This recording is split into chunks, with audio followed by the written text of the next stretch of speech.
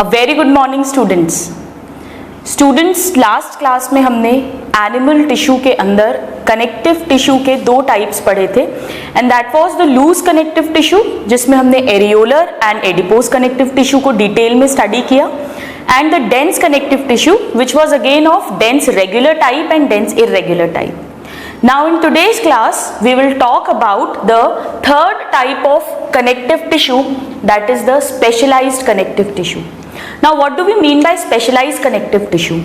Specialized का मतलब है कि इसका जो मैट्रिक्स है होगा वही कि मैट्रिक्स होगा जिसमें एक ग्राउंड सब्सटेंस होगा, प्रोटीन के फाइबर्स होंगे और अलग अलग टाइप के सेल्स होंगे, बट जो इसका मैट्रिक्स है उसमें कुछ स्पेशल है. या तो कोई स्पेशल टाइप के सेल्स हैं, जैसे देयर में बी पिगमेंट सेल्स, देयर में बी रेटिकुलर सेल्स, कुछ ना कुछ मैट्रिक्स में मॉडिफिकेशन हो गया है जिस कारण से ये इसे कहते हैं हम specialised connective tissue. So let us first write down what are the types of specialised connective tissue. जैसा कि हमने लास्ट क्लास में डिस्कस किया था, they can be of 5 types. Number 1 is the pigment connective tissue. Pigment connective tissue. Now let us talk about the second type. The second type was called mucoid connective tissue. All right,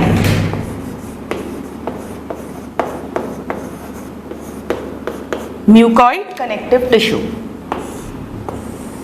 जिसे कि हमने mesenchymal connective tissue कहा था. They are one and the same thing. We will just discuss it. The third type is called reticular connective tissue. Reticular connective tissue. Now the fourth type was skeletal connective tissue. हम एक एक करके सबको detail में read करेंगे. So the fourth is skeletal connective tissue. ये जो skeletal connective tissue है students, they can be again of 2 types. Bone, which is a very hard structure, or cartilage, which is comparatively softer. So it can be a bone or it can be a cartilage. And last but not the least, the fifth type, very important, is the vascular connective tissue. ये जो vascular connective tissue है students, ये भी 2 type का हो सकता है. It can either form blood,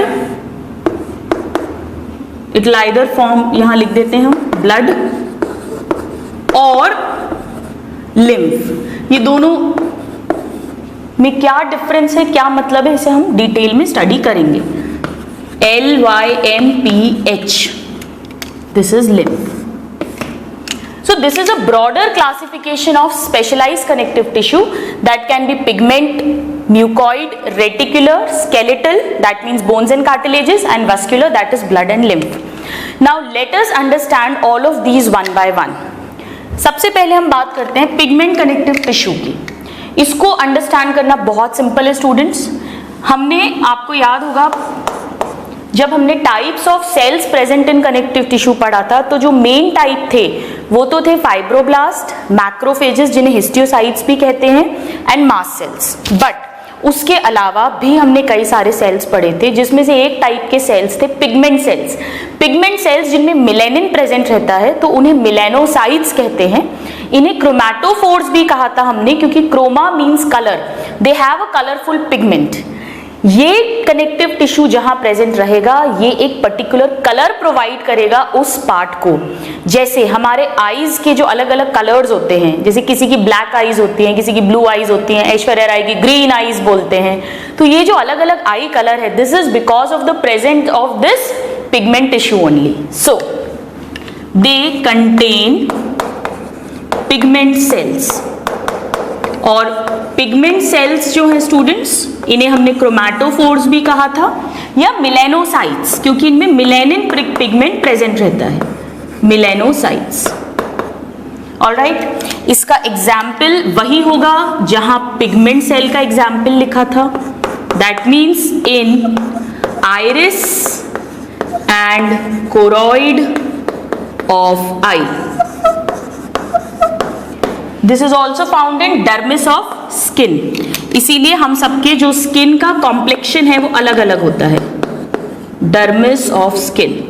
जितना ज्यादा मेलेनिन होगा उतनी ज्यादा डार्क स्किन होगी, जैसे एशियंस की, अमेरिकन्स की, यूरोपियंस की स्किन में मेलेनिन पिगमेंट कम होता है, तो उनकी स्किन जो है वो कंपैरेटिवली लाइट कॉम्प्लेक्शन होती है। So iris and choroid and dermis of skin, this is the pigment. Now let us talk about the second type, mucoid. Mucoid connective tissue उसे कहते हैं स्टूडेंट्स जिनमें मीजेनकाइमल सेल्स मिलते हैं। मीजेनकाइमल सेल्स हमने पढ़ा था, ऐसे सेल्स होते हैं जो एम्ब्रियोनिक ओरिजिन के हैं और वही डिफरेंशिएट करते हैं into various other kind of cells. लेकिन बर्थ के बाद भी कुछ जगह पर ये मीजेनकाइमल सेल्स इंटैक्ट रहते हैं, प्रेजेंट रहते हैं, जैसे कि हमने डिस्कस किया था अम्बिलिकल कॉर्ड की जो वॉटन्स जेली होती है। इसीलिए आजकल बर्थ के बाद जो बेबी होता है उसकी अम्बिलिकल कॉर्ड जिसके थ्रू वो मदर से अटैच होता है, उसका एक पीस काट के रख लिया जाता है, क्योंकि उसके अंदर ये मीजेनकाइमल सेल्स हैं, they are like stem cells, इनसे हम कोई भी नया सेल बना सकते हैं, तो they help in treating the diseases. So, what is mucoid connective tissue? It contains mesenchymal cells. Mesenchymal cells of embryonic origin. ये एम्ब्रियो से में प्रेजेंट थे और इन्होंने ही वेरियस टाइप के सेल्स को प्रोड्यूस किया है, mesenchymal cells। ये कहाँ मिलेगा? जहां पे मीजेनकाइमल सेल्स मिलेंगे, और हमने इसके एग्जाम्पल्स लास्ट टाइम मीजेनकाइमल सेल्स के अंदर लिखे थे। आइए हम वापस लिख लेते हैं। पहला है in Wharton's jelly of umbilical cord, then next कहाँ मिलते थे ये students? Vitreous humour of eye, हमारे आई बॉल का जो पीछे का चेंबर है, पोस्टीरियर चेंबर, उसमें एक जेली जैसा फ्लूइड भरा है, उसमें भी इस तरह के सेल्स प्रेजेंट होते हैं, इस तरह का कनेक्टिव टिश्यू प्रेजेंट होता है। So vitreous humour of eye, direct examples आते हैं जो आपको लर्न होने चाहिए, विट्रस ह्यूमर ऑफ आई। और एक एग्जाम्पल मैंने आपको बताया था, मुर्गे की कलगी जो होती है, cock's comb, so in cock's comb. So these are some of the examples जहां पर कि कनेक्टिव टिश्यू यानी ग्राउंड सब्सटेंस होगा, प्रोटीन के फाइबर्स होंगे और स्पेशल मीजेनकाइमल सेल्स इंटैक्ट होंगे। Let us talk about the reticular connective tissue. Now, जो रेटिकुलर कनेक्टिव टिश्यू होता है स्टूडेंट, इसमें रेटिकुलर फाइबर्स मिलेंगे। आपको याद है हमने 3 टाइप के प्रोटीन फाइबर्स पढ़े थे, मेन तो थे collagen and elastin. Collagen white colour के थे और बहुत स्ट्रेंथ और रिजिडिटी प्रोवाइड करते थे, जबकि इलास्टिन जो थे वो येलो कलर के थे और वो फ्लेक्सिबिलिटी प्रोवाइड करते हैं टिश्यू को, या इलास्टिसिटी प्रोवाइड करते हैं। लेकिन थर्ड टाइप पड़ा था रेटिकुलर फाइबर्स, जो रेटिकुलिन प्रोटीन के बने हैं, और ये फाइबर्स हाईली ब्रांच्ड थे। तो मैंने आपको बताया था ये एक जाल जैसा बना लेते हैं और इस जाल में जो भी बैक्टीरिया है, जर्म्स है, वो ट्रैप हो जाते हैं। तो एक तरह से ये डिफेंस में हेल्प करते हैं। जब हमने सेल्स पढ़े थे तो वहां भी हमने रेटिकुलर सेल्स पढ़े थे। तो reticulin fibres plus reticular cells, ये दोनों प्रेजेंट होते हैं जब साथ में, तब हम रेटिकुलर कनेक्टिव टिश्यू से कहते हैं। और ये टिश्यू वहीं मिलेगा जहां पर कि इस तरह के फाइबर्स और सेल्स मिलेंगे, यानी कि हमारे लिम्फॉइड ऑर्गन्स में। सो let us right, what do they contain? They contains reticular fibers which were highly branched protein fibers and reticular cells reticular fibers and reticular cells। तो ये क्या करेंगे? ये एक जाल जैसा बना लेंगे। so forms sieve like, मतलब छलनी जैसा, sieve like और mesh like structure। This is important, पूछते हैं which connective tissue forms sieve like structure. Now the next point, where they will be found? They will be found in the lymphoid organs. So in lymphoid organs, ये हमारे body को protection देते हैं, such as spleen,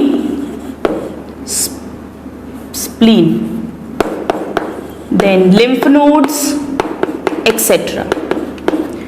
और main function क्या है? ये जाल बनाएंगे जिसके थ्रू लिम्फ फिल्टर हो सकता है, प्लस जो पैथोजेंस हैं, जर्म्स हैं, वो एंट्रैप हो जाएंगे. So function is filtration of lymph and entrapment of germs and pathogens. All right, so these are the first 3 kinds जिसको बहुत easy था समझना क्योंकि हमने इनके स्पेशल टाइप ऑफ सेल्स पढ़ लिए थे, pigment cells, mesenchymal cells and reticular cells, plus इसमें रेटिकुलर टाइप के प्रोटीन फाइबर्स भी प्रेजेंट है. Now students, in today's class we will begin with the 4th type of connective tissue, specialized connective tissue, that is the skeletal connective tissue. ये बहुत important है क्योंकि ये हमारे बॉडी का मेन कंकाल बना रहा है, मेन skeleton बना रहा है. So let's talk about the skeletal connective tissue now. Now we will talk about skeletal connective tissue. अब इसे बहुत अच्छे से समझें आप, ये बहुत इंपॉर्टेंट है आपके थ्योरी पॉइंट ऑफ व्यू से भी स्कूल्स में, प्लस वेरियस मेडिकल एग्जाम्स के लिए. स्टूडेंट्स इसको एक और नाम देते हैं, इसे सपोर्टिंग कनेक्टिव टिश्यू भी कहते हैं. Supporting connective tissue. Now why, और क्या स्पेशल है इसमें? कैसे हड्डी बन रही है, बोन बन रही है, कैसे कार्टिलेज बन रही है, क्या डिफरेंस है कार्टिलेज में और बोन में? एक्चुअली स्टूडेंट्स हम जानते हैं, अगर आप अपनी बॉडी से, अपनी नहीं किसी की भी बॉडी से, या किसी की भी नहीं एक डेड बॉडी से सारा मांस हटा दीजिए, ब्लड, फ्लैश, सब कुछ हटा दीजिए, तो एंड में क्या बचेगा? जो हम कंकाल देखते हैं, हमने मूवीज में देखा है, क्या बनता है? एक स्केलेटल बचता है, और वो स्केलेटन किसका बना हुआ है? बोन्स का बना हुआ है.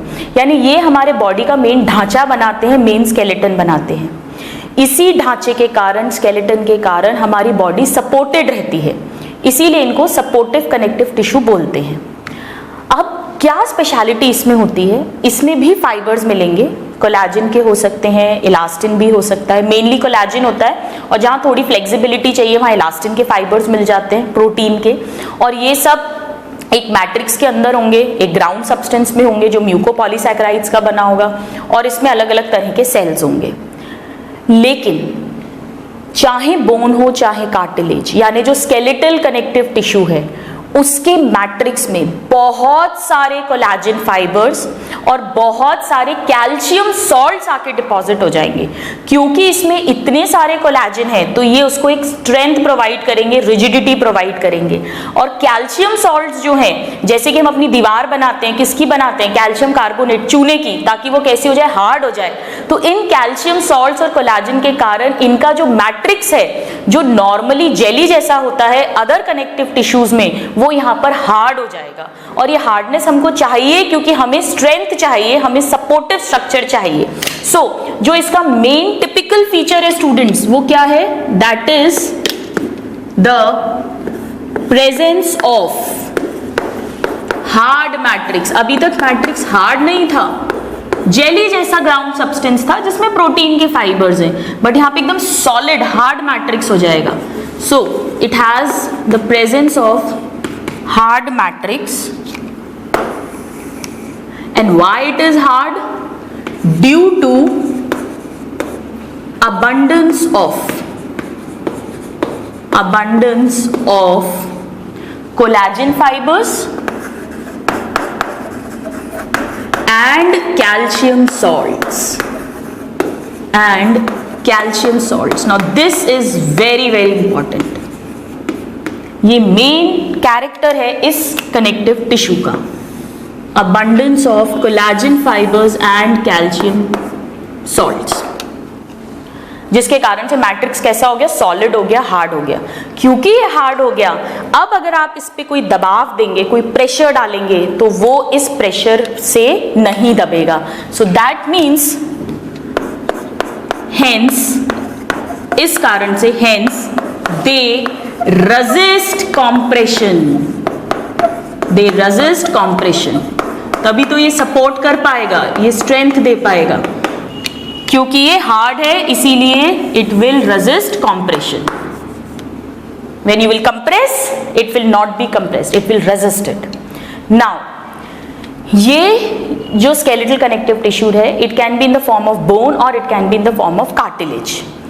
इसके अंदर जो है और भी इनऑर्गेनिक सॉल्ट्स हो सकते हैं। अगर हम कैल्शियम सॉल्ट्स की बात करें तो मेनली जैसे इसमें कैल्शियम फॉस्फेट होता है, कैल्शियम कार्बोनेट होता है, मैग्नीशियम फॉस्फेट भी होता है, कुछ सोडियम्स होते हैं, कुछ फ्लोराइड होता है। सो लेट अस राइट इसमें क्या क्या मिलेगा हमको, इनऑर्गेनिक मटेरियल जो है, इनऑर्गेनिक कंपोनेंट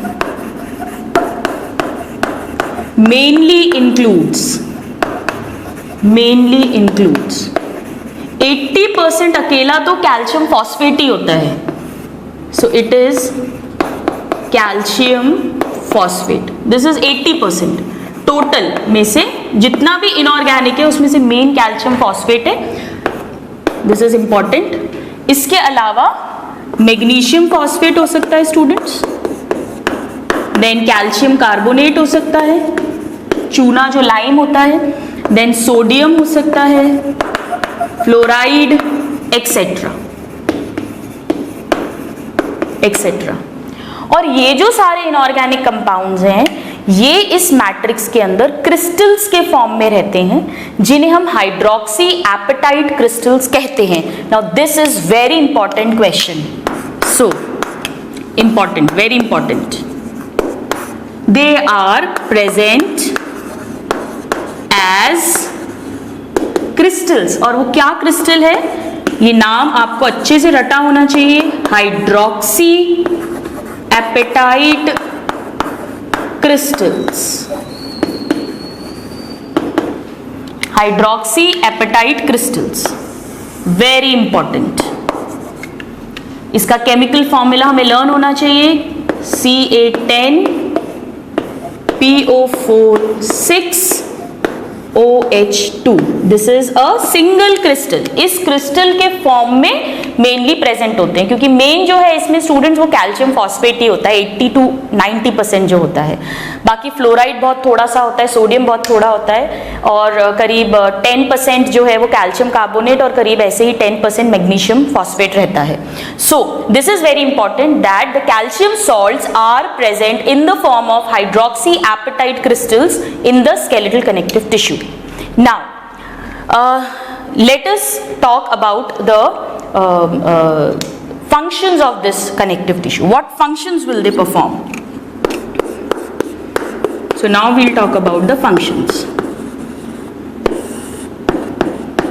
इसमें स्टूडेंट्स मैट्रिक्स होगा, मैट्रिक्स में बहुत सारे कोलाजन फाइबर्स होंगे, म्यूकोपॉलीसेकेराइड का ग्राउंड सब्सटेंस होगा डेफिनेटली, जैसा कि हर कनेक्टिव टिश्यू में होता है। बहुत सारे कोलाजन फाइबर्स होंगे, इलास्टिन फाइबर्स जहां जहां जरूरत है हम पढ़ेंगे वहां पर होंगे, प्लस कैल्शियम सॉल्ट्स होंगे in the form of hydroxy apatite crystals, जिसके कारण से ये मैट्रिक्स सॉलिड हो जाएगा, हार्ड हो जाएगा, and it will resist compression.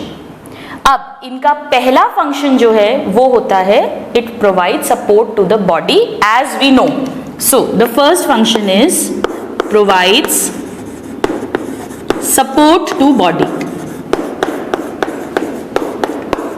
अगर हम अपने बॉडी से सारी बोन्स हटा दें, हड्डियां हटा दें, तो हम स्टैंड ही नहीं कर पाएंगे, हमारे बॉडी का सपोर्ट जो है वो खत्म हो जाएगा। जैसे कि कोई बोन में फ्रैक्चर हो जाता है, आपके पैर की बोन में फ्रैक्चर हो गया तो यू कांट स्टैंड बिकॉज आपके उस पैर का सपोर्ट ही चला गया है। हाथ में किसी के फ्रैक्चर हो जाए, यू कांट राइट बिकॉज हाथ का सपोर्ट चला गया है। So the first important is that they provide support to the body.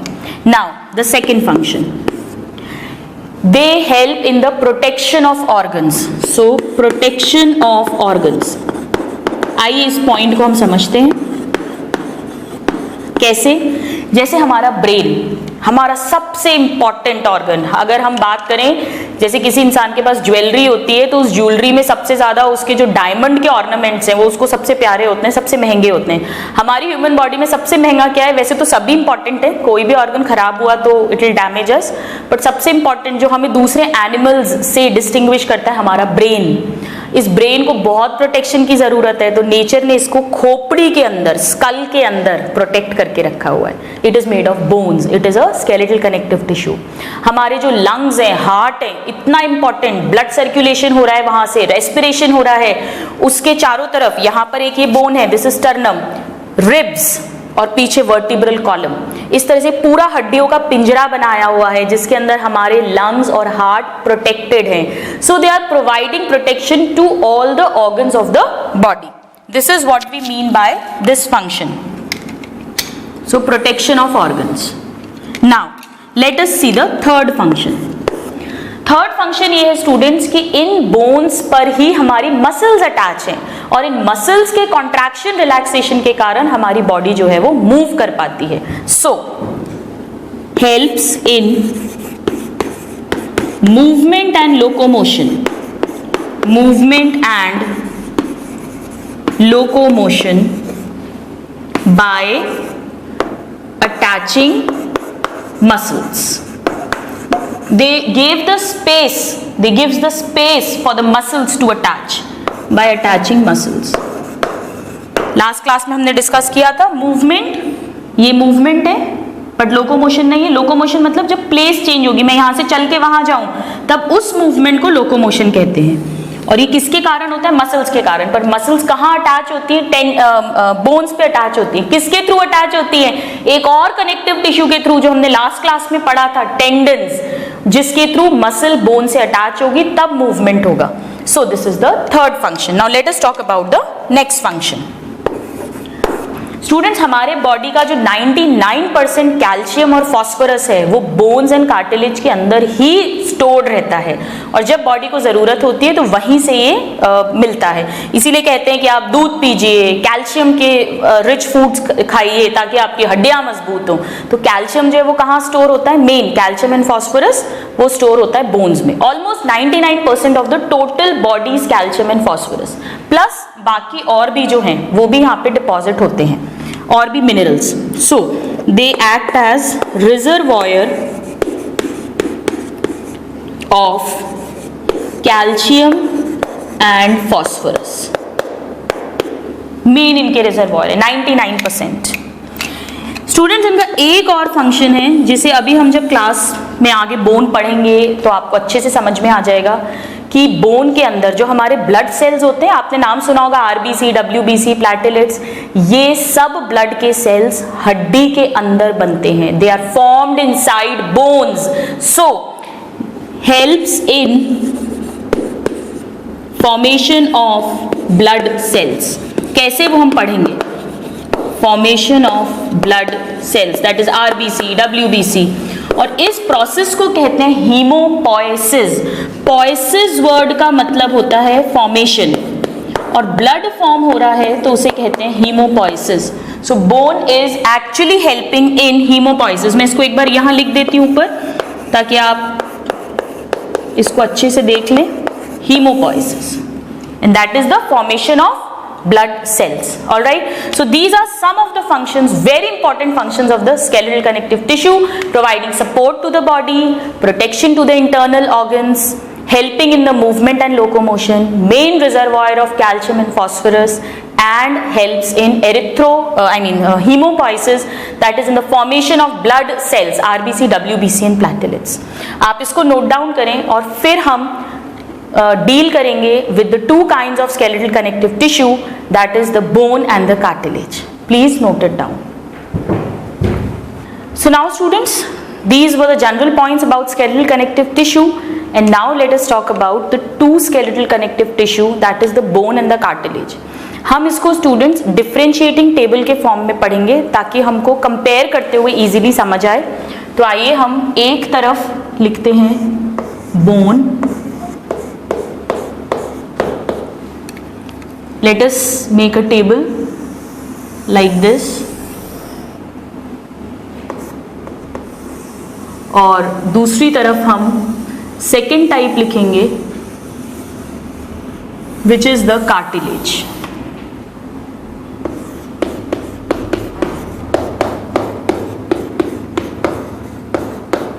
Cartilage. Now इस टेबल से के बाद में अगर आपके स्कूल में क्वेश्चन आता है बोन पे, तो आप इस हाफ टेबल को पूरा लिख सकते हो, और अगर कार्टिलेज पे आएगा तो आप कार्टिलेज के बारे में सारा कुछ लिख सकते हैं। Let us first try to understand, then we will write the points. The main difference between bone and cartilage, ये दोनों ही स्केलेटल कनेक्टिव टिश्यू हैं, यानी कि दोनों का ही मैट्रिक्स कैसा होगा, सॉलिड होगा। पहली चीज, दोनों में ही हमें क्या मिलेंगे, कोलेजन फाइबर्स मिलेंगे और कैल्शियम सॉल्ट्स मिलेंगे। लेकिन बोन ज्यादा हार्ड है एज कंपेयर टू कार्टिलेज, जहां पे हमें कम हार्डनेस चाहिए। हार्डनेस तो चाहिए बट कम हार्डनेस चाहिए। जैसे हमारे ये जो कान का ये पार्ट होता है, ear pinna, this whole thing, ये हार्ड तो है पर ज्यादा हार्ड नहीं, आप इसको मोड़ सकते हो, you can bend it. This is not like a bone, this is a cartilage. Nose की ये tip, this is comparatively softer than the bone or the cartilages. और जहां हमें बहुत स्ट्रेंथ चाहिए, पूरा का पूरा मैट्रिक्स जो है वो टोटल हार्ड हो जाना चाहिए, सॉलिड हो जाना चाहिए। कार्टिलेज में मैट्रिक्स कैसा है, फर्म है लेकिन फ्लेक्सिबल है। हाँ, रेजिस्टेंस को दोनों ही कंप्रेशन को दोनों ही रेजिस्ट करेंगे, दोनों को ही आप दबाओगे तो वो टूटेंगे नहीं, दबाएंगे तो वो प्रेशर को रेजिस्ट करेंगे, बट दोनों की सॉलिडनेस में डिफरेंस है।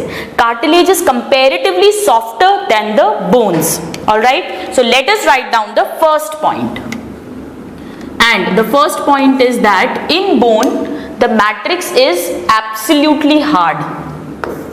So matrix is hard.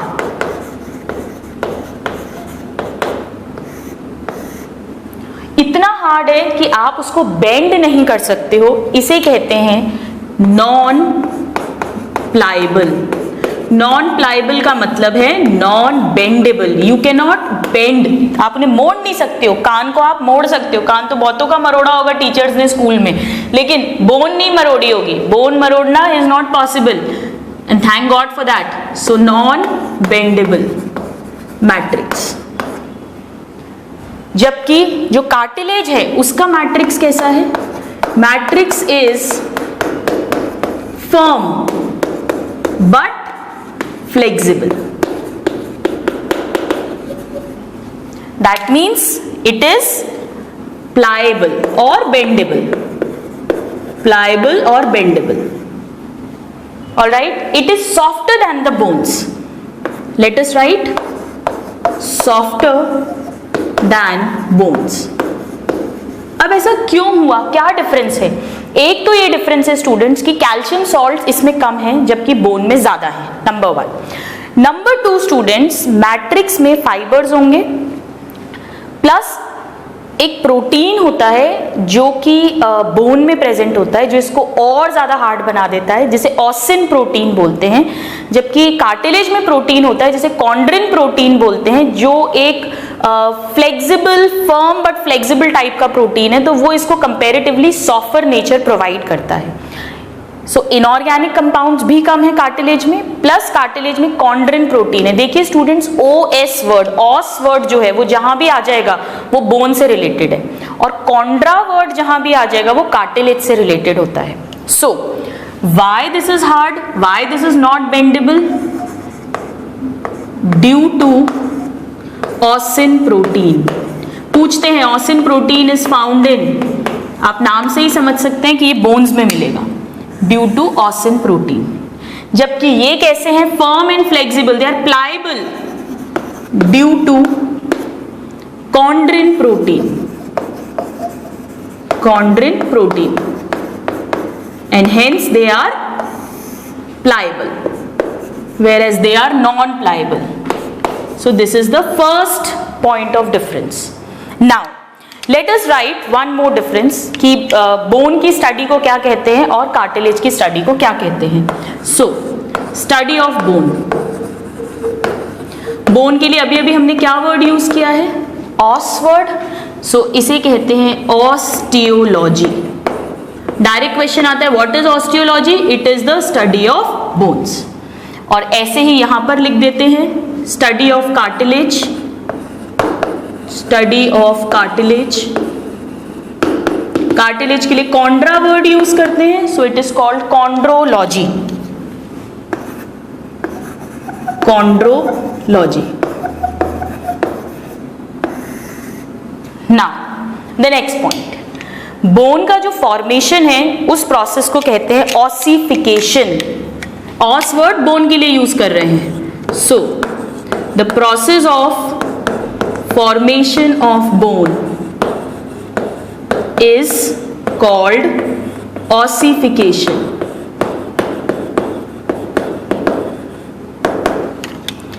Alright, and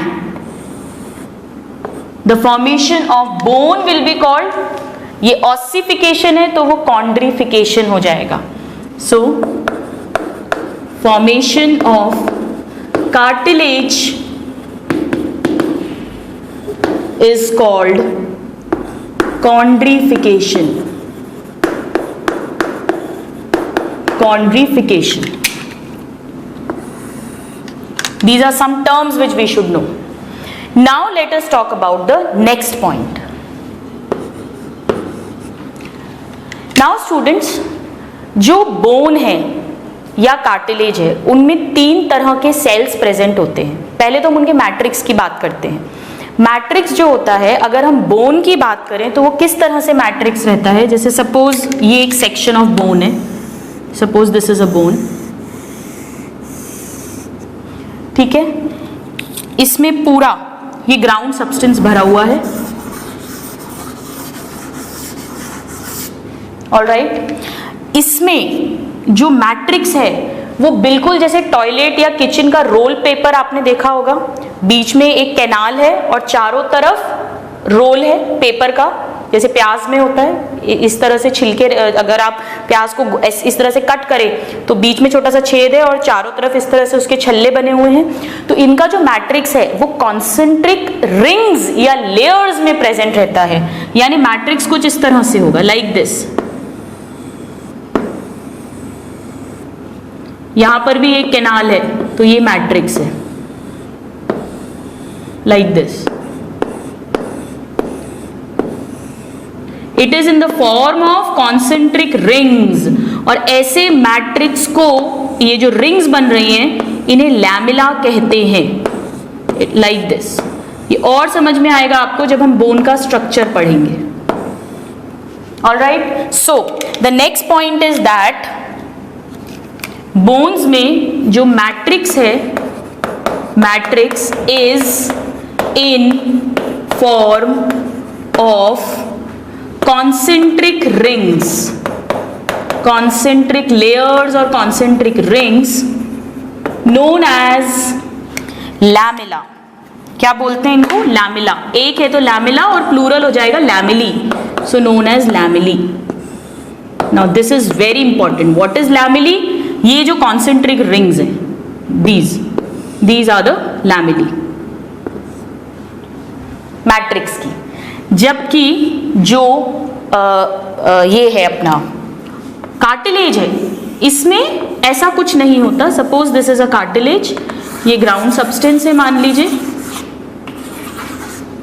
तो इसमें जो आपका जो भी फाइबर्स हैं वो नॉर्मली प्रेजेंट है, दे आर लाइक दिस।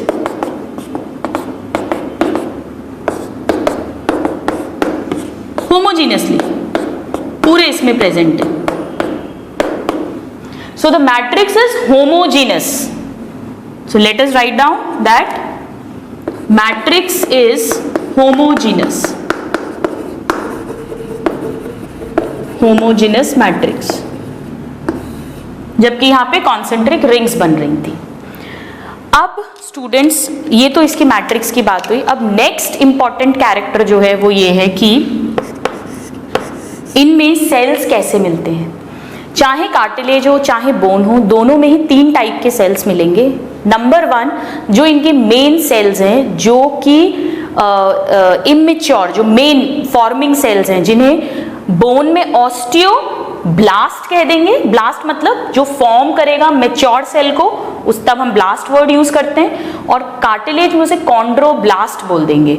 ये जो कॉन्ड्रोब्लास्ट हैं या ऑस्टियोब्लास्ट हैं बोन्स में, यही मैच्योर सेल्स बनाते हैं जिन्हें हम ऑस्टियोसाइट या कॉन्ड्रोसाइट बोल देंगे, और यही मैट्रिक्स को भी प्रोड्यूस करते हैं। So the bone forming cells, bone forming cells, इन्हें कहते हैं हम, they are called osteoblast. Osteoblast ये क्या करते हैं? ये दो काम करेंगे students. They divide to form. ये दो काम करेंगे, एक तो मैट्रिक्स बनाएंगे, so they secrete matrix number 1, और दूसरा they divide to form the mature bone cells. Mature bone cells, या अब यही सेल्स हैं जो बोन को मेंटेन करेंगे, so they are also called bone repairing sales.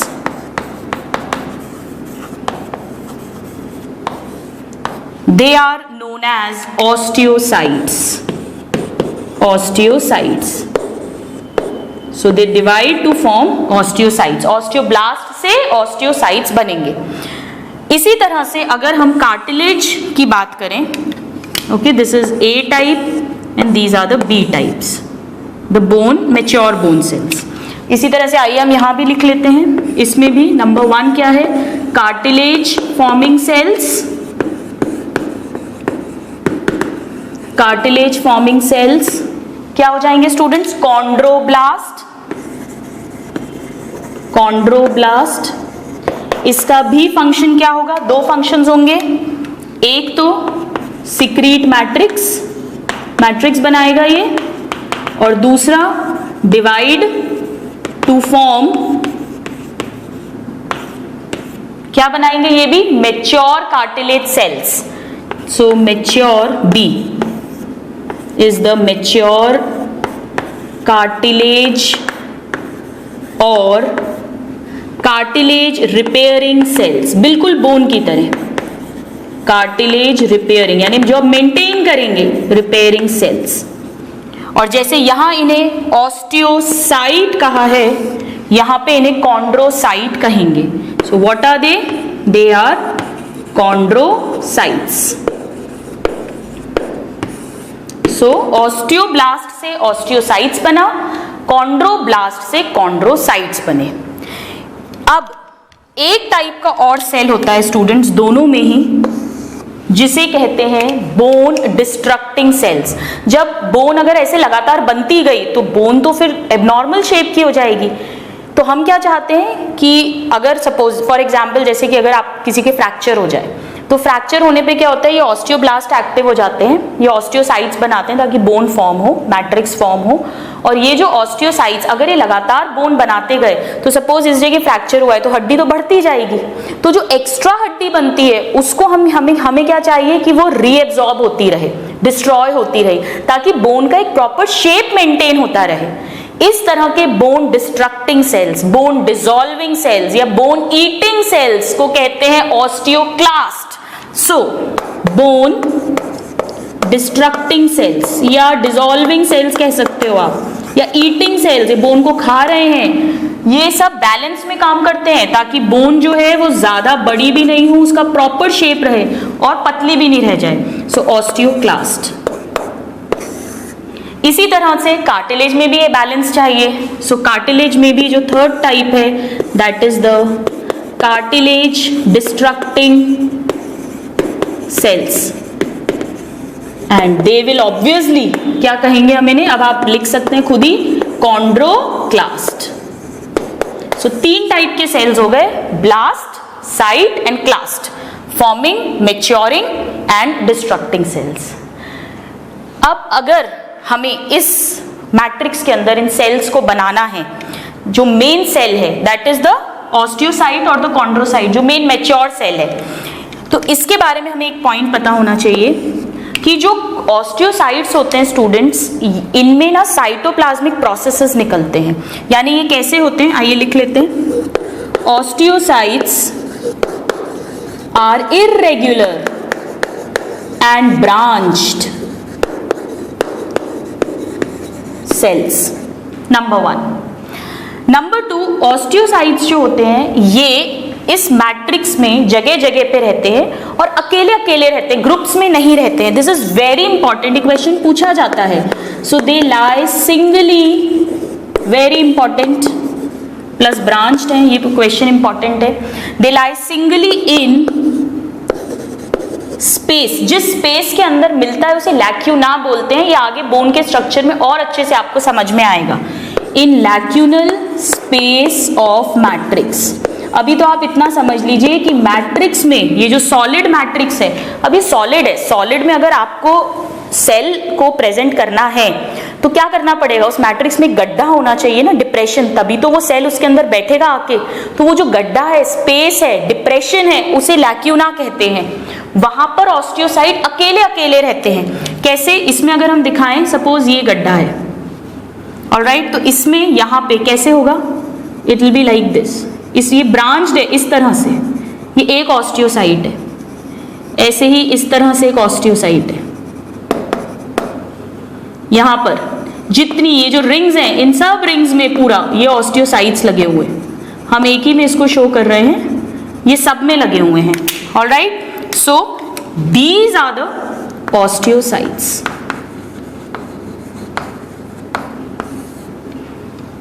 They are branched, irregular in shape and they lie singly, एक गड्ढे में एक है। जबकि कार्टिलेज में क्या होता है, आइए देखें नेक्स्ट पॉइंट, दैट जो कॉन्ड्रोसाइट्स हैं वो ओवल शेप के होते हैं। Chondrocytes are oval and not branched, they are unbranched, और ये ग्रुप्स में मिलते हैं। इनका मैट्रिक्स भी हार्ड है, पूरा हार्ड नहीं है बट हार्ड तो है। तो इनमें भी जहां सेल मिलना है वहीं गड्ढा होना चाहिए, उस गड्ढे को भी लैक्यूना बोलते हैं, पर उसके अंदर ही ग्रुप्स में मिलते हैं। So they lie in groups, 1 to 4 के ग्रुप्स में रहते हैं। कुछ बुक्स 2 to 5 लिखती हैं, हमें तो ग्रुप से मतलब है। They lie in groups, alright. यहां पे हम पहले इसका डायग्राम बना लेते हैं, फिर हम इसको एक बार दोबारा लिख लेंगे। जैसे सपोज ये लैक्यूना है, एक जगह है, ये गड्ढा है, डिप्रेशन है, ऐसे ही यहां पर एक लैक्यूना है। तो इसके अंदर ये एक कॉन्ड्रोसाइट, ये दूसरा chondrocyte, they are in groups 1 and 2. So this is the lacuna, that is the depression in which they are found, and these are the chondrocytes. और बाकी बाहर जो है पूरा क्या होगा, होमोजीनस मैट्रिक्स होगा, ऑलराइट। सो नाउ स्टूडेंट्स आप इसको नोट डाउन करिए, फिर हम आगे और डिफरेंसेस को स्टडी करेंगे। Please note it down. So now students let us see some more examples, जिसे हम एक बार और अच्छे से लिख लेते हैं। आइए, तो हम यहाँ पे पढ़ रहे हैं bone, on one side we are writing the bone and on the other side we are talking about cartilage. तो अभी हमने देखा डायग्राम में कि जो बोन के मैच्योर सेल्स हैं, दैट मीन्स द ऑस्टियोसाइट्स, ये कैसे हैं, they are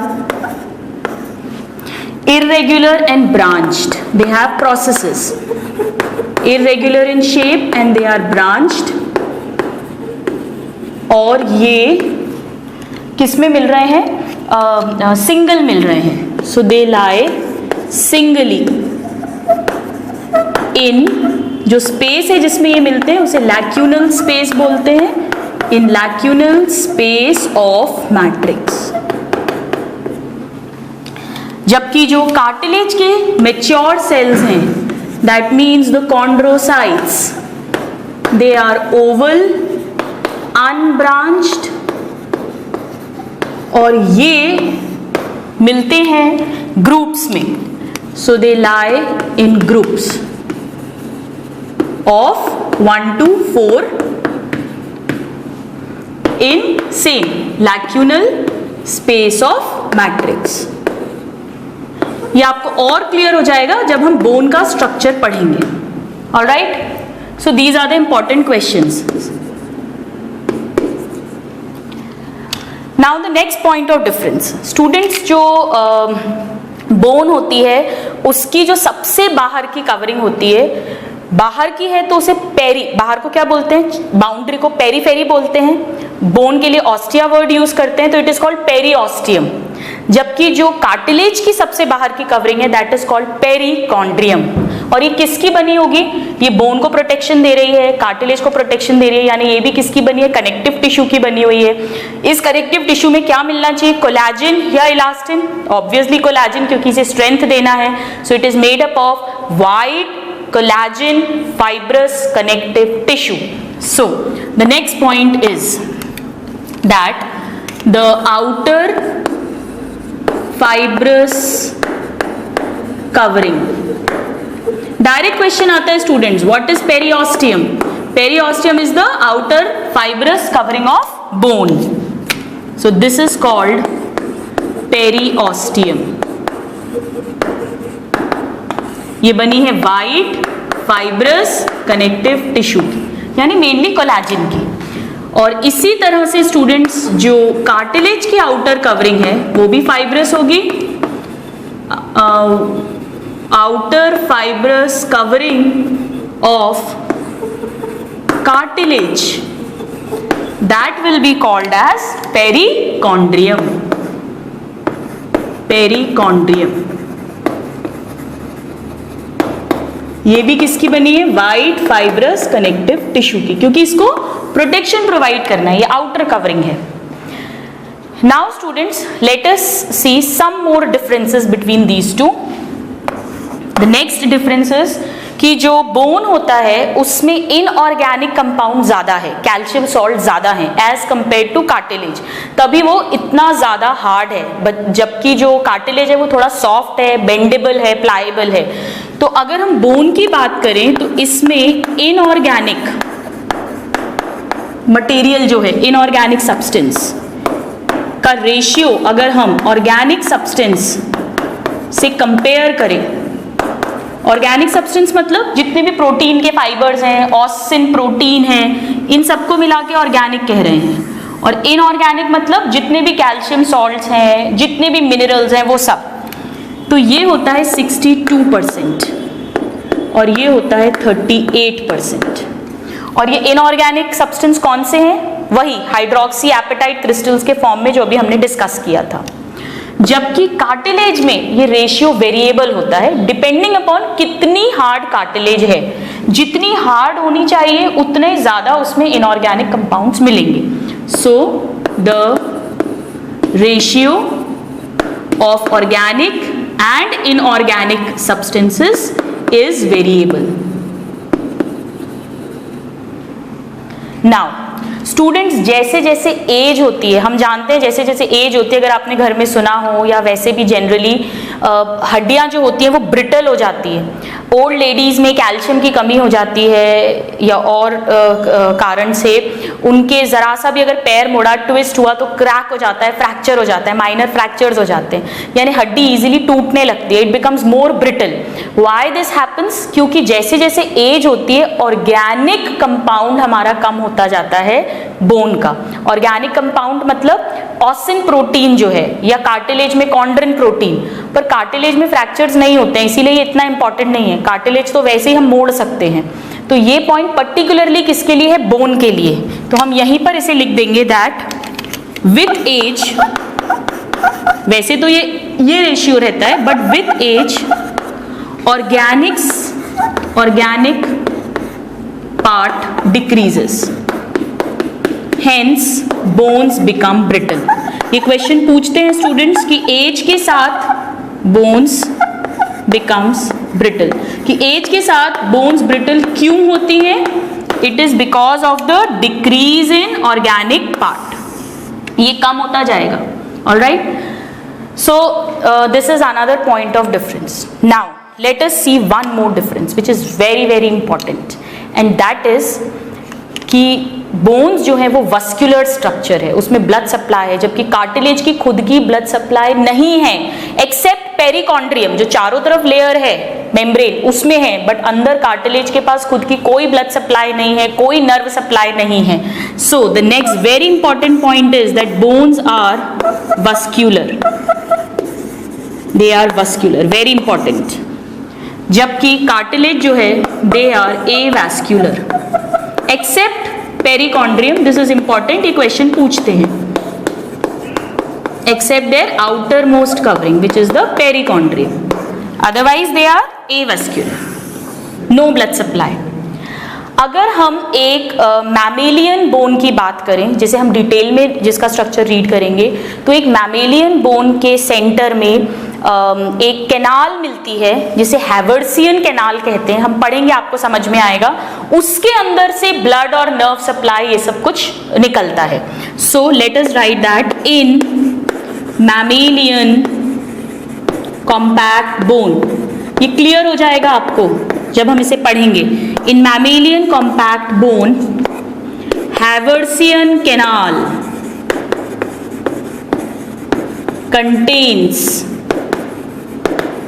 blood vessels, nerves, etc., lymph vessels, arteries,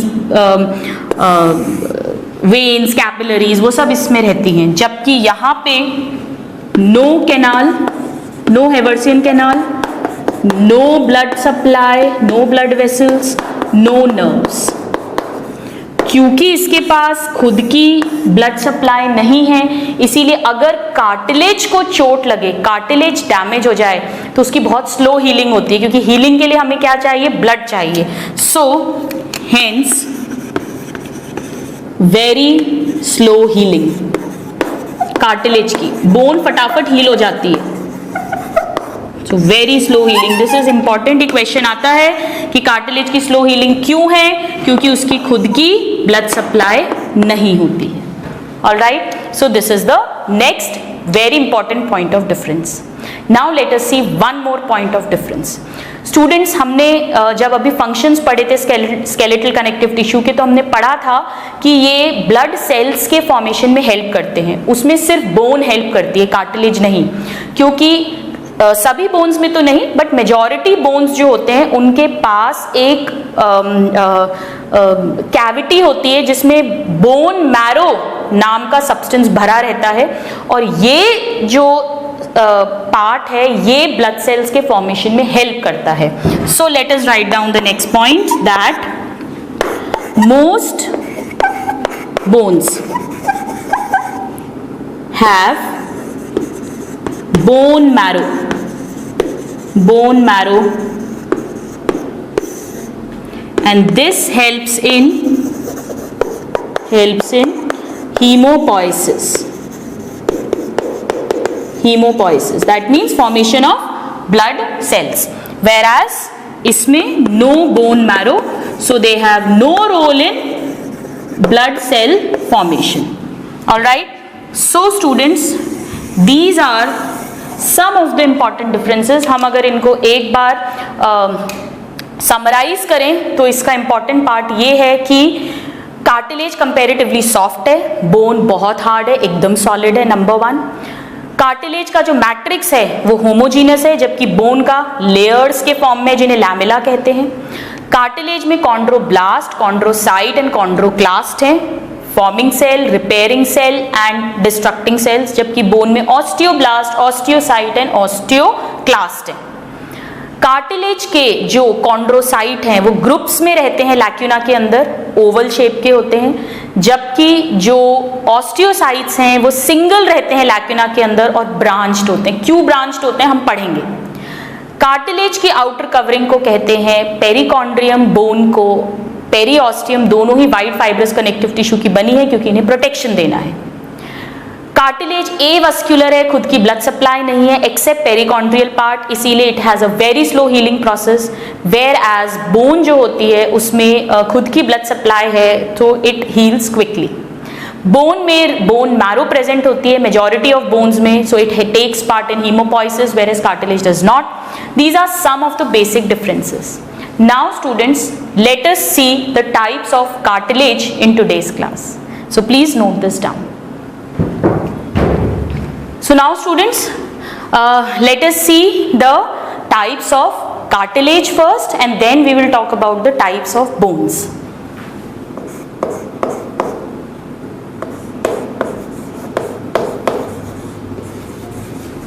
Types of cartilages. Cartilages जो एक soft structure है as compared to bone, वैसे तो ये खुद solid है, हम पढ़ चुके हैं. So there are mainly 4 types. They are mainly of 4 kinds. Number 1, 2, 3 and 4. Let us see all of them one by one. Body में सबसे ज्यादा जो कार्टिलेज मिलती है it is called hyaline cartilage. So the first is the hyaline cartilage. क्या मतलब है इसका? हाइलाइन वर्ड का मतलब होता है स्टूडेंट्स पारदर्शी, ग्लास लाइक, ग्लास की तरह होती है ये, क्योंकि इसमें कोलेजन के फाइबर्स बहुत कम होते हैं या ये कहें ना के बराबर होते हैं. ये बॉडी में सबसे ज्यादा मिलती है. सो नंबर 1 जो क्वेश्चन पूछा जाता है इस पे बहुत commonly, which is the most abundant type of cartilage? This is the most abundant type, सबसे ज्यादा मिलने वाली. नंबर 1. नंबर 2, इसका जो मैट्रिक्स है वो कैसा है? ग्लास लाइक है, कांच की तरह है, पारदर्शी. सो ग्लास लाइक यानी हल्के से ब्लू कलर का दिखेगा, bluish translucent matrix. Glass like translucent matrix. Now the next point, इसमें बहुत कम कोलेजन फाइबर्स हैं. एक मेन म्यूकोपॉलीसेकेराइड का ग्राउंड सब्सटेंस है और जिनमें फिर स्पेसेस हैं और स्पेसेस में कॉन्ड्रोसाइट्स हैं. So few collagen fibres, that is it is apparently, पूरा नहीं है, आप फाइबर लेस नहीं कह सकते हो, बट हाँ ऑलमोस्ट फाइबरलेस है. So they are apparently fibreless. This word is important students, apparently fibreless. ये क्या करती है? उस पर्टिकुलर पार्ट को स्टेबिलिटी तो प्रोवाइड करेंगी, बट क्योंकि कोलेजन फाइबर्स बहुत कम है तो वो उसको थोड़ा सा सॉफ्टनेस भी प्रोवाइड करेंगी. अब इसके एग्जाम्पल्स जो है स्टूडेंट्स वो बहुत इंपॉर्टेंट हैं, वेरी इंपॉर्टेंट. हम इसको ट्रिक से भी लर्न करेंगे, बट अभी हम एक बार लिख लेते हैं. नंबर 1, जितनी भी हमारे मेनली जो एम्ब्रियो में कार्टिलेज होती है वो सब यही होती है. इसी कार्टिलेज से फिर आगे हमारी हड्डियां बनती हैं, बोन्स बनती हैं. So the first example is that most of embryonic cartilage. Most of embryonic cartilage. This is the first example. Now, the second example. जो हमारी लंबी लंबी बोन्स हैं उनके बीच में ये प्रेजेंट होती है, उनके एंड्स पे. क्यों? अगर कार्टिलेज प्रेजेंट नहीं होगी, 2 हड्डियों को आपने डायरेक्ट जोड़ दिया तो क्या होगा? इनके बीच में तो फ्रिक्शन होगी. फ्रिक्शन होगा तो उस फ्रिक्शन को प्रिवेंट करने के लिए कार्टिलेज प्रेजेंट होता है. So that is called articular cartilage. Articular का मतलब जो जॉइंट्स पे प्रेजेंट रहती है. हम लिख देते हैं at ends of long bones at joints, जो 2 हड्डियों को जोड़ती है. Articular cartilage. Now the third example, जो हमारे नोज में ये जो बीच में है नाक में, this nasal septum, this is also hyaline. So nasal septum. Then next example is, जो आपने अगर पढ़ा होगा रेस्पिरेटरी सिस्टम में ट्रेकिया और ब्रोंकाई रहता है, हमारी जो विंड पाइप है उसमें भी इनकम्प्लीट सी शेप्ड की कार्टिलेज होती है जो इस ट्रेकिया को कोलैप्स होने से बचाती है. एक स्टेबिलिटी देती है पर एकदम हार्ड नहीं होनी चाहिए. अगर वहां पे हड्डियां होती, बोन्स होती, तो फिर ट्रेकिया तो बिल्कुल भी फैल ही नहीं पाता जब ऑक्सीजन, जब एयर अंदर जाती. So the next is the cartilage of trachea and bronchi. C shaped की रहती है. यहां पर हम इसको रेस्पिरेटरी सिस्टम में भी दोबारा लिखेंगे. Now the next example. Next जो है स्टूडेंट्स, ये मिलती है जो हमारी रिब्स होती है, जैसे ये रिब्स हैं, जहां पर रिब्स स्टर्नम से जुड़ती है, sternum is the chest bone, ये रिब्स आई, ये स्टर्नम है, वापस हमको बीच में कार्टिलेज चाहिए, नहीं तो क्या होगा, जब हमारा सांस हम अंदर लेंगे और थोरैसिक केज एक्सपैंड होगा तो क्या होगा, इनके बीच में भी फ्रिक्शन होगा। So that is called costal cartilage, क्योंकि कोस्टल वर्ड जो है स्टूडेंट ये रिब्स के लिए यूज करते हैं। सो कोस्टल कार्टिलेज रिब्स में प्रेजेंट होती है। All right. Now there is these are the main examples of the hyaline cartilages. Now let's talk about the second type, and the second type is called white fibrous cartilage. आपको नाम से ही समझ में आ गया होगा students, ये बहुत strong होने वाली है क्योंकि इसमें बहुत सारे क्या मिलने वाले हैं बताइए, कोलाजन फाइबर्स मिलेंगे। तो इसका कैसा मैट्रिक्स होगा, सबसे पहले तो ये सबसे स्ट्रॉन्ग है, this is the strongest cartilage, question जो पूछा जाता है। नेक्स्ट कैसा मैट्रिक्स होगा, टफ मैट्रिक्स है, white tough matrix, lot of collagen fibres, नाम से ही समझ में आ रहा है, अब हमें अच्छे से समझ आना चाहिए, वाइट फाइबर्स हैं, टफ फाइबर्स हैं, यानी कौन से हैं, कोलाजन फाइबर्स हैं।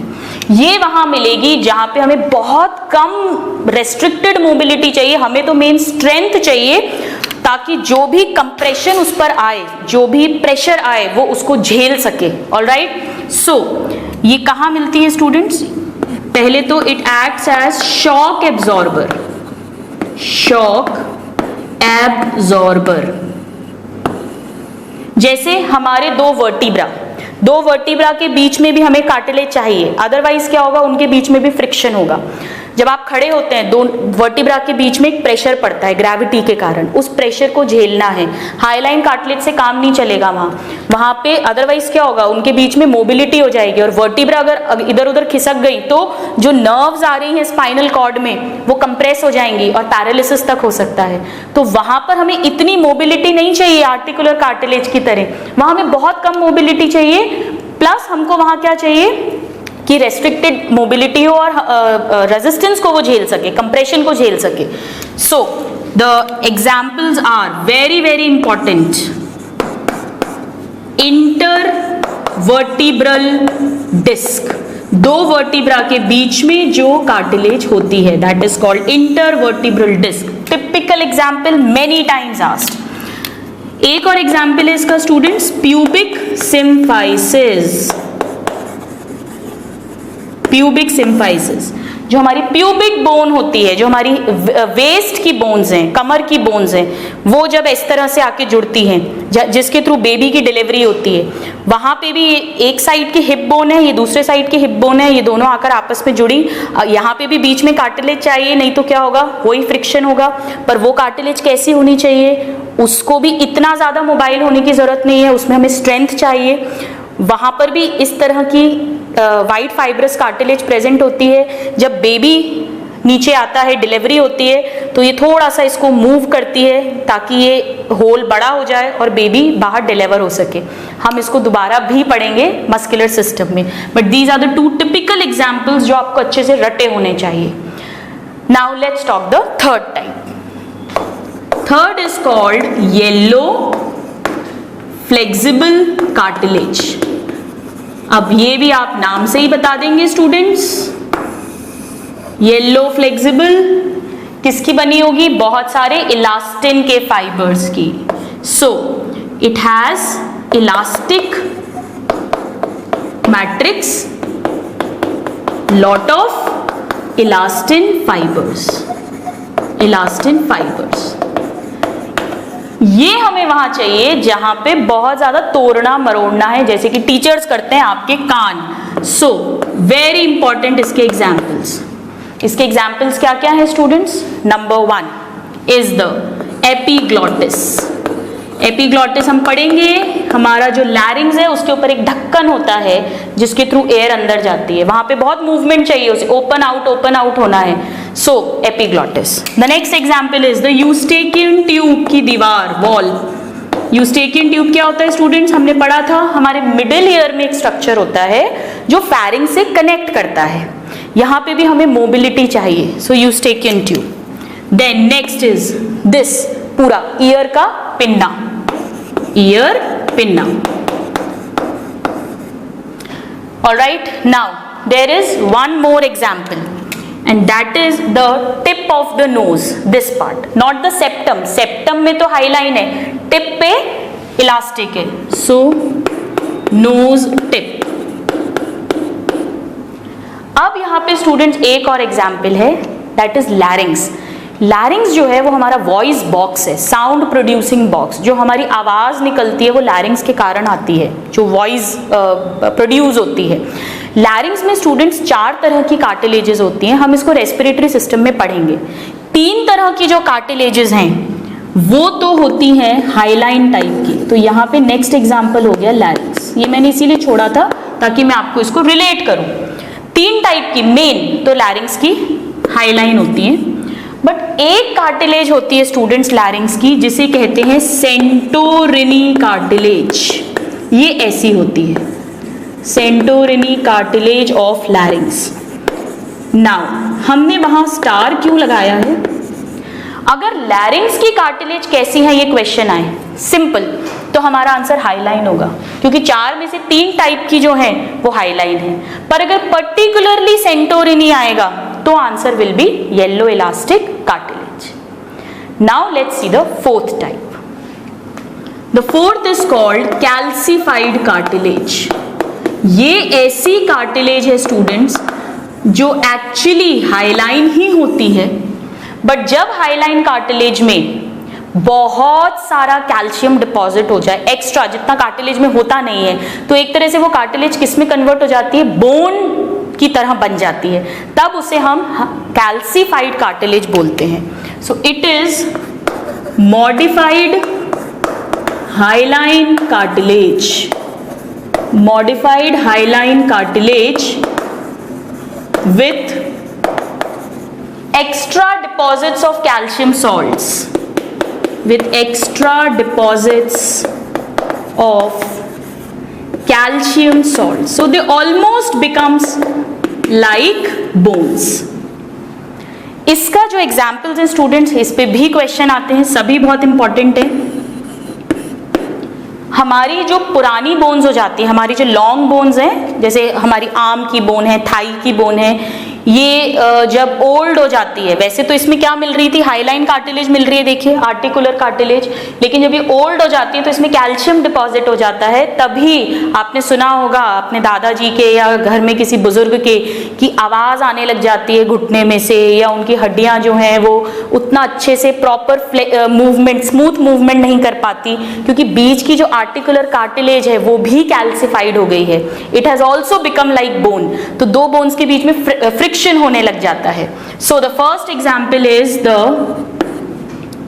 एट एंड्स ऑफ, क्योंकि एंड पे ही मिलती है cartilage, at ends of old long bones. Long bones पे तो क्या मिल रही थी, हाईलाइन, बट ओल्ड जब वो हो गई तो मिलने लग जाती है कैल्सिफाइड, वही कन्वर्ट हो जाती है। इसका स्टूडेंट 2 एग्जाम्पल्स और बहुत इंपॉर्टेंट हैं, और ये दोनों फ्रॉग के एग्जाम्पल्स हैं, ये सब तो ह्यूमंस के थे।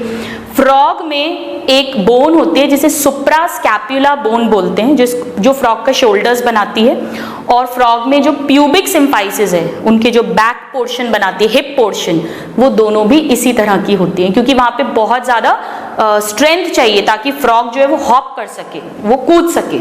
सो suprascapula and pubic bone of frog. All right, so these are the 4 kinds of cartilages, and this is in itself very very important हमारे MCQs के लिए। Highline cartilage the most abundant one, question आता है। All right, glass like है, apparently fiberless। strongest cartilage is the white tuff found in intervertebral disc and pubic symphysis. The elastic cartilage, which is more of elastin fibers, and this is the hardest cartilage, not the strongest. This is the hardest cartilage because it is almost like bone formed in the old age. आप इसको note down करें students, फिर हम quickly एक trick लिख लेंगे जिससे हम इन सब एग्जाम्पल्स को अच्छे से लर्न कर सकें because they are very very important. Please note them down. So now students, let us try to learn all the examples of different type of cartilage with the trick.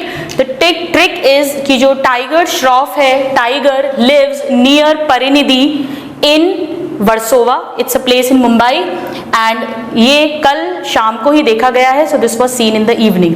So the trick is tiger lives near Parinidhi in Versova, seen in evening. Let us try to understand this trick. T. This is for the tracheal rings. जो trachea और bronchi में rings होती हैं. Now L is for the larynx cartilage, the main three types of larynx cartilage.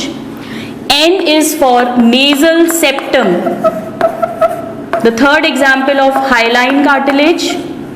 E is for the embryonal cartilages which are found in embryo, embryonic cartilages.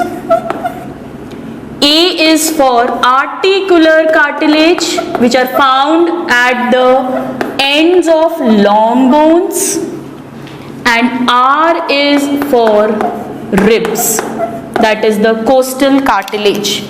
So tracheal, laryngeal, then nasal septum, embryonic, articular and ribs. These all are the examples of hyaline cartilage. So tiger lives near. Now let's see the examples of white fibrous cartilage. Now this P stands for pubic symphysis, जो हमारी hip bone का joint होता है, हम पढ़ेंगे pubic symphysis. And in Versova, this is for intervertebral disc, दो vertebra के बीच में जो डिस्क होती है. और ये दोनों ही स्टूडेंट्स एग्जाम्पल्स हैं वाइट फाइब्रस कार्टिलेज के, which is the strongest cartilage. Now let us see the examples of the elastic cartilage, yellow elastic cartilage or the flexible cartilage. What are they?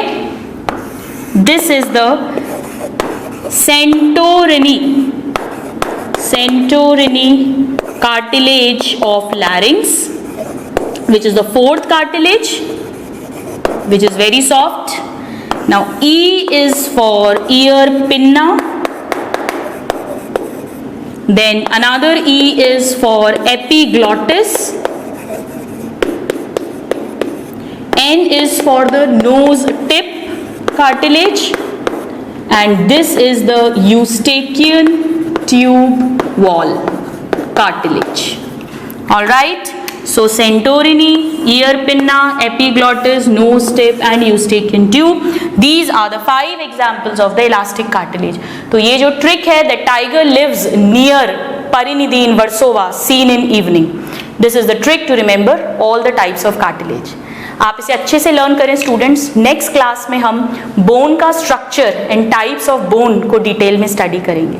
Till then a happy learning and have a good day. Thank you.